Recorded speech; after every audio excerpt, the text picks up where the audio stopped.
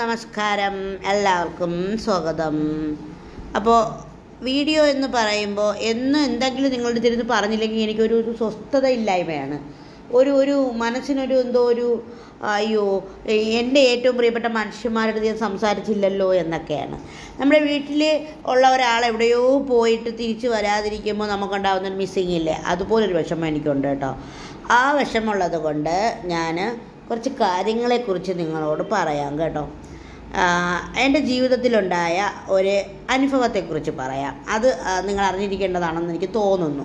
Disability ഉള്ള ഒരാളെന്ന നിലയിൽ ഞാനത് പറയുമ്പോൾ നിങ്ങൾ ആരോടെങ്കിലും പറഞ്ഞു പോയിട്ടുണ്ടെങ്കിൽ, അല്ലെങ്കിൽ നിങ്ങളുടെ ആരെങ്കിലും പറഞ്ഞിട്ടുണ്ടെങ്കിൽ നിങ്ങളത് ഒരാളെങ്കിലും തിരുത്തുമെന്ന് ഞാൻ കരുതുന്നു. പറഞ്ഞു തുടങ്ങാം. നമ്മൾ ആദ്യമായി നമുക്ക് ആർത്തവം ഉണ്ടാകുന്ന കാര്യത്തെക്കുറിച്ചാണ് ഞാൻ പറയാൻ പോകുന്നത് കേട്ടോ.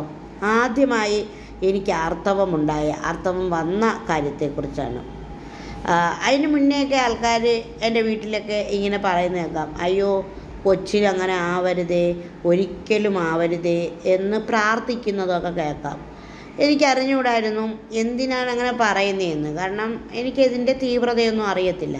ഇവർ പറയുന്നത് എന്നെ സംബന്ധിച്ച് എൻ്റെ ആ പറയുന്ന ആൾക്കാർക്കൊക്കെ അറിവ് കുറവാണ്. കാരണം ഇട്ടാവട്ടത്ത് ജീവിക്കുന്ന കുറേ മനുഷ്യരാണ്. ഒരു വ്യക്തി പ്രായപൂർത്തിയാവുന്നു, 18 വയസ്സ് 19 വയസ്സൊക്കെ ആവുന്നു, അവരെ കല്യാണം കഴിപ്പിക്കുന്നു, അവർക്ക് 2 മക്കളുണ്ടാകുന്നു, അവർ കിടന്ന് കഷ്ടപ്പെടുന്നു, ജോലി എടുക്കുന്നു, ജീവിക്കുന്നു എന്ന് പറഞ്ഞാൽ ഒരു മനുഷ്യനും അവിടെ ആർഭാടത്തിൽ ജീവിക്കുന്ന ഒരു രീതിയില്ല. ഞാൻ എൻ്റെ കുടുംബത്തിൻ്റെ കാര്യമാണ് പറഞ്ഞത്.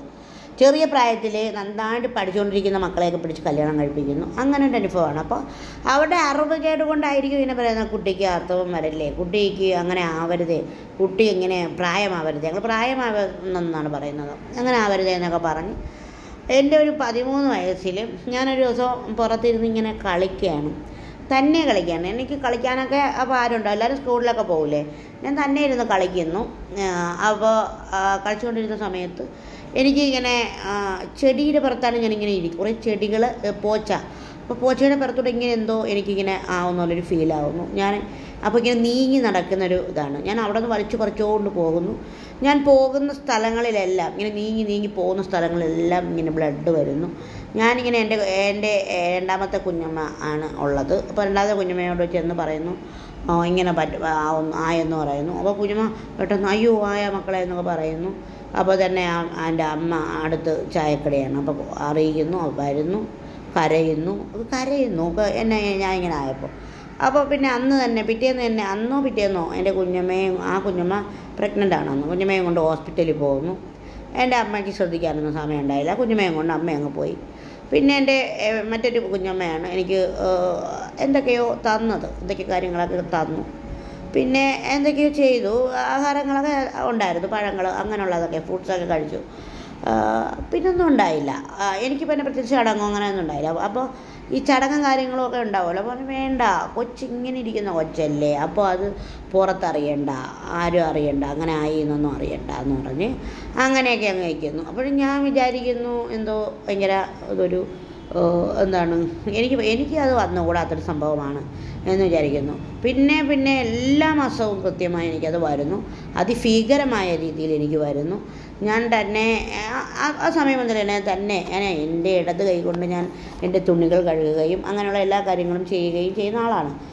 അപ്പോൾ ഞാൻ തന്നെ എൻ്റെ കാര്യങ്ങളെല്ലാം ചെയ്തു. എനിക്ക് പറഞ്ഞു തരുന്നു, ഇങ്ങനെ ചെയ്താൽ മതി എന്ന് പറയുന്നു. അന്ന് പാഡും കാര്യങ്ങളോ ഒന്നുമില്ല, നമുക്ക് ഇങ്ങനെ മറ്റു കാര്യങ്ങൾ, തുണി പോലുള്ള കാര്യങ്ങളൊക്കെയാണ്. അപ്പോൾ എല്ലാ 28 ദിവസം കൂടുമ്പോഴും കൃത്യമായും വന്നുകൊണ്ടിരിക്കുന്ന ആർത്തവം വരുന്നു. ഞാനിങ്ങനെ ആ ദിവസങ്ങളെ അതിജീവിക്കുന്നു. ഒരൊറ്റ ഇരിപ്പിരുന്ന് പിന്നെ വലിയ ബുദ്ധിമുട്ടിലൊക്കെയാണ് എനിക്ക് ആ ദിവസങ്ങൾ കടന്നു പോകുന്നത്. യാത്ര പോകാനേ പറ്റില്ല. യാത്ര പോയാലൊക്കെ ഭയങ്കര പ്രശ്നമാണ്. എനിക്ക് നല്ല ബ്ലീഡിങ്ങും കാര്യങ്ങളൊക്കെ ഉണ്ട്. അങ്ങനെ ഭയങ്കര പ്രശ്നങ്ങളൊക്കെ ആയിരുന്നു. അപ്പോൾ എന്തുകൊണ്ടാണ് ഡിസബിലിറ്റി ഉള്ള ഒരാളിനെ ആർത്തവം വരരുതെന്ന് പറയുന്നത്? അവരുടെ ബുദ്ധിമുട്ട് ഓർത്തിട്ടാണോ എന്തോ എനിക്കറിയില്ല. എന്തിനാണ് അങ്ങനെ പറയുന്നതെന്നൊന്നും എനിക്കറിയില്ല കേട്ടോ. പക്ഷേ എൻ്റെ മനസ്സിനെ അത് വല്ലാതെ പിന്നെ നോവിച്ചിട്ടുണ്ട്. അങ്ങനെ പല കാര്യങ്ങളിലും എന്നെ അങ്ങനെ സംരക്ഷിക്കും പോലെ എന്നെ അങ്ങനെ മാറ്റി നിർത്തുന്നത് പോലെയൊക്കെ എനിക്ക് തോന്നിയിട്ടുണ്ട്. നിങ്ങൾ ആരെങ്കിലും അങ്ങനെയൊക്കെ ആരെങ്കിലുമൊക്കെ മാറ്റി നിർത്തുന്നുണ്ടെങ്കിൽ അത് ആ കുഞ്ഞു മനസ്സിന് വേദനയാണെന്ന് ഓർക്കണം കേട്ടോ. പിന്നെ ആർത്തവം എന്ന് പറയുന്നത് സ്ത്രീകളെ സംബന്ധിച്ച് വലിയ പ്രശ്നമാണ് അവർ അഭിമുഖീകരിക്കുന്നത്.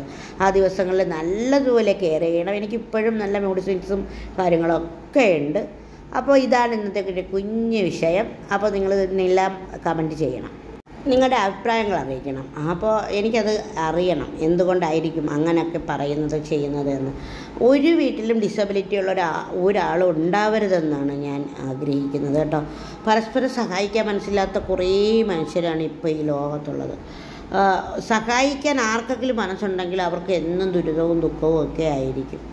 അപ്പോൾ എന്നെ സംബന്ധിച്ച് എനിക്ക് പോളിയോ വന്നതായിരുന്നു. അപ്പോൾ എന്നെ സംബന്ധിച്ച് എനിക്ക് അങ്ങനെ ഇതൊക്കെ എനിക്ക് തനിയെ ചെയ്യാൻ പറ്റുമോ അങ്ങനെയൊക്കെയുള്ള കാര്യം വന്നിട്ടുള്ളത് കൊണ്ടൊക്കെ ആയിരിക്കാം എൻ്റെ വീട്ടുകാർക്കന്ന് അവരുടെ അറിവ് കേടും അല്ലെങ്കിൽ അവരുടെ ചെറിയ അറിവൊക്കെ കൊണ്ടായിരിക്കും അവരന്ന് എനിക്ക് ആവണ്ടായിരുന്നു എന്നൊക്കെ പറഞ്ഞ് കരഞ്ഞതെന്ന് എനിക്ക് തോന്നുന്നു കേട്ടോ.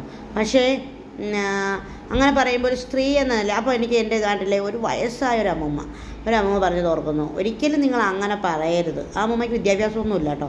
പക്ഷെ അവളൊരു സ്ത്രീ ആവണമെങ്കിൽ അവൾ അങ്ങനെ ഉണ്ടാവണം എന്ന് അവർ പറഞ്ഞതിൻ്റെ മനസ്സിൽ ഇങ്ങനെ കിടക്കുന്നുണ്ട് കേട്ടോ.